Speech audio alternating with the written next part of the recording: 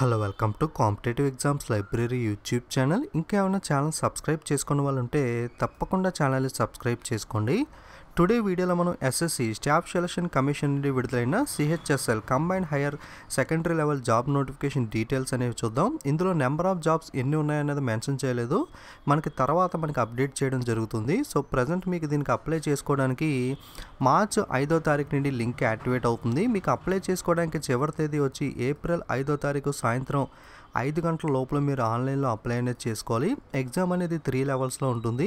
మనకి online exam tyre 1 అనేది July 1 నుండి జూలై 26 దాకా, అంటే మనకి ఒక్కొక్కరికి ఒక్కొక్క షిఫ్ట్ పడుతుంది కాబట్టి జూలై 1 నుండి 26 దాకా కూడా ఎగ్జామ్స్ అనేవి జరుగుతాయి. అలాగే పేపర్ 2 టైర్ 2 అనేది డిస్క్రిప్టివ్ ఉంటుంది. ఆఫ్లైన్ మోడ్లో మనకి పెన్ పేపర్ మోడ్లో ఇది మీకు సెప్టెంబర్ 29వ తారీఖున కండక్ట్ చేయడం జరుగుతుంది. మీకు ఇందులో ఎటువంటి జాబ్స్ ఉన్నాయంటే లోవర్ డివిజన్ క్లర్క్, అలాగే జూనియర్ సెక్రటేరియల్ అసిస్టెంట్, అలాగే postal assistant, sorting assistant, data entry operator grade A. మనకి ఈ విధంగా 4 రకాల జాబ్స్ అనేవి ఉన్నాయి. సో మీరు ఇందులో అన్నిటికీ కూడా ఎలిజిబుల్ అయితే అన్నీ అప్లై చేసుకోవచ్చు. జస్ట్ మీకు ప్రిఫరెన్స్ అనేది ఇచ్చుకుంటే సరిపోతుంది. నెక్స్ట్ మీకు అప్లై చేయడానికి ఏజ్ లిమిట్ వచ్చి మినిమం 18, మ్యాక్సిమం 27 సంవత్సరాలు అనేది ఉండాలి 1/8/2019 నాటికి. సో ఇక్కడ క్లియర్గా date of births minimum maximum ఇవ్వడం జరిగింది. Candidates born not before 28/1992 and not later than 1/8/2001. ఒకసారి బార్డర్లో ఉన్న వాళ్ళు ఎక్స్క్లూజివ్ డేట్ ఆఫ్ బర్త్స్ అనేవి చెక్ చేసుకోండి. అలాగే అప్పర్ ఏజ్ రిలాక్సేషన్ అనేది ఎస్సీకి 5 years అంటే 27+5, ఓబీసీకి 3 years అంటే 27+3 దాకా అప్లై చేసుకోవచ్చు. పీడబ్ల్యూ అన్రిజర్వ్డ్ ఓబీసీ ఎస్సీ ఎస్టీకి 10, 13, 15 years అనేది అప్పర్ ఏజ్ రిలాక్సేషన్ అనేది ఉంది.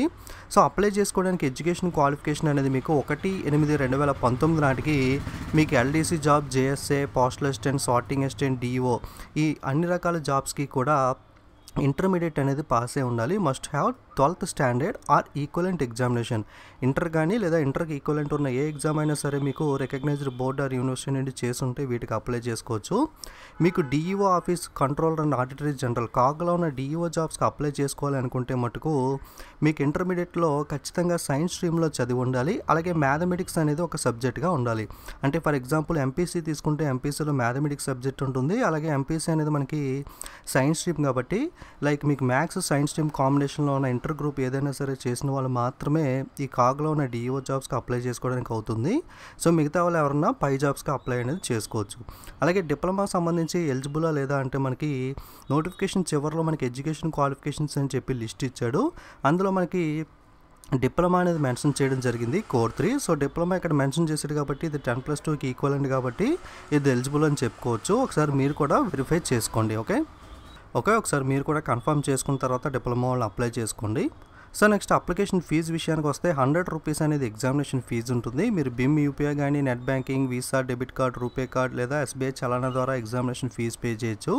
ఎవరైతే ఉమెన్ క్యాండిడేట్స్ ఉంటారో అలాగే SC, ST, PW, ex service man వీళ్ళందరూ కూడా ఎగ్జామినేషన్ ఫీజు అనేది పే చేయాల్సిన అవసరం లేదు. డైరెక్ట్గా ఆన్లైన్లో అప్లై అనేది చేసుకోవచ్చు. నెక్స్ట్ మీకు ఎగ్జామినేషన్ సెంటర్స్ చూసుకుంటే సదరన్ రీజియన్లో ఏపీ తెలంగాణకి చీరాల, గుంటూరు, కాకినాడ, కర్నూలు, నెల్లూరు, రాజమండ్రి, తిరుపతి, విజయవాడ, విశాఖపట్నం, విజయనగరం, అలాగే మీకు చెన్నై, అలాగే హైదరాబాద్, కరీంనగర్, వరంగల్. తెలంగాణలో మనకి హైదరాబాద్, కరీంనగర్, వరంగల్, అలాగే ఏపీలో పైన చెప్పిన సెంటర్స్ అనేవి ఉన్నాయి. సో మనకి ఎగ్జామినేషన్ ప్యాటర్న్ అనేది ఆల్రెడీ చెప్పుకున్నాం కదా. Tier 1 online exam, tier 2 offline, అలాగే skill test or type test అనేది టైర్ 2గా ఉంటుంది.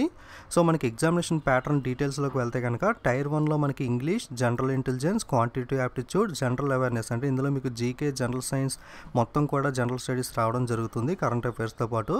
సో మీకు నెంబర్ ఆఫ్ క్వశ్చన్స్ చూసుకుంటే ఈచ్ సబ్జెక్ట్లో 25 క్వశ్చన్స్ ఉంటాయి. మార్క్స్ మాత్రం 50 ఉంటాయి. అంటే ఒక్కొక్క క్వశ్చన్కి 2 మార్కులు. సో 100 క్వశ్చన్స్ 200 మార్క్స్కి ఎగ్జామ్ ఉంటుంది. ఎగ్జామినేషన్ టైం అనేది 60 minutes ఉంటుంది. ఎవరైతే స్క్రిప్ట్తో ఎగ్జామ్ రాస్తారో వాళ్ళకి 80 minutes టైం అనేది ఉంటుంది. అలాగే మీకు నెగిటివ్ మార్కింగ్ అనేది కూడా ఉంటుంది 0.50. అంటే మనకి ఒక క్వశ్చన్కి 2 మార్కులు కాబట్టి మీకు హాఫ్ మార్క్ అనేది నెగిటివ్ ఉంటుంది. అలాగే పేపర్ అనేది మీకు కేవలం ఇంగ్లీష్ మరియు హిందీ లాంగ్వేజ్లో మాత్రమే ఉంటుంది. ఓకే, ఇక డిస్క్రిప్టివ్ పేపర్ చూసినట్లయితే 100 మార్కులకి డిస్క్రిప్టివ్ ఉంటుంది. మీకు పెన్ అండ్ పేపర్ మోడ్లో ఆఫ్లైన్లో కండక్ట్ చేస్తారు.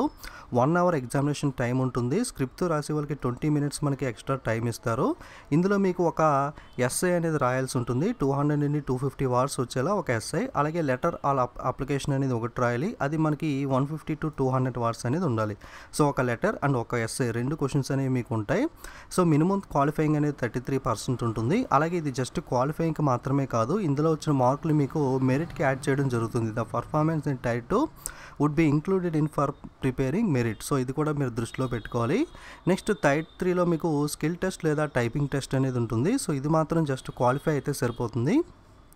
సో ఇందులో మీకు skill test for data entry ఆపరేటర్కి ఎటువంటి టెస్ట్ ఉంటుందంటే మనకి data entry speed of 8000 key depressions. మనకి స్పీడ్ ఎంత ఉండాలంటే 8000 కీ డిప్రెషన్స్ అనేది ఉండాలి. ఒకసారి డీటెయిల్స్ చెక్ చేసుకోండి నోటిఫికేషన్లో. నెక్స్ట్ మనకి డేటా ఎంట్రీ ఆపరేటర్ కాగ్ అయితే మీకు 15,000 కీ డిప్రెషన్స్ అనేది ఉండాలి.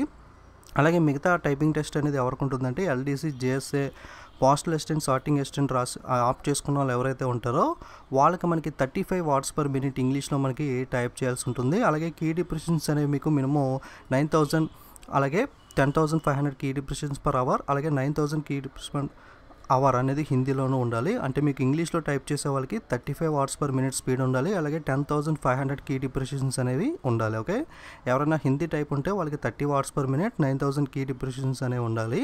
సో ఇది మనకి స్కిల్ టెస్ట్ వివరాలు అనేవి. సో మీకు నోటిఫికేషన్ లింక్ అనేది కింద డిస్క్రిప్షన్లో ఇస్తాను. మీరు కూడా A to Z డీటెయిల్స్ అన్ని చెక్ చేసుకున్న తర్వాత అప్లై చేసుకోండి. అలాగే ఇంకొక విషయం ఏంటంటే ఎల్డీసీలో మనకి కొన్ని డిఫెన్స్ జాబ్స్ అనేవి ఉన్నాయి. వాటికి మీరు అప్లై చేసుకోవాలనుకుంటే కనుక మీకు ఫిజికల్ టెస్ట్ అనేది ఉంటుంది. అలాగే కొన్ని physical requirements like height, weight కానీ, మెడికల్ స్టాండర్డ్, ఐసైట్, ఇలా కొన్ని కొత్త రకాల పాయింట్స్ అనేవి యాడ్ చేయడం జరిగింది. మీకు నోటిఫికేషన్ చివరిలో ఆ పాయింట్స్ అన్నీ ఉన్నాయి. ఒకసారి ఎవరైనా డిఫెన్స్ జాబ్స్కి అప్లై చేయాలనుకుంటే కనుక ఆ చివరిలో ఉన్న పాయింట్స్ అన్నీ కూడా ఒకసారి ఫిజికల్ రిక్వైర్మెంట్స్ అవన్నీ కూడా చెక్ చేసుకోండి. ఓకే, వీడియో నేను ఇస్తే తప్పకుండా లైక్, కామెంట్, షేర్ చేస్తూ ఉండండి. అలాగే మీకు నోటిఫికేషన్ లింక్ డిస్క్రిప్షన్లో ఇస్తాను, అక్కడ చెక్ చేసుకోండి. Okay, thank you.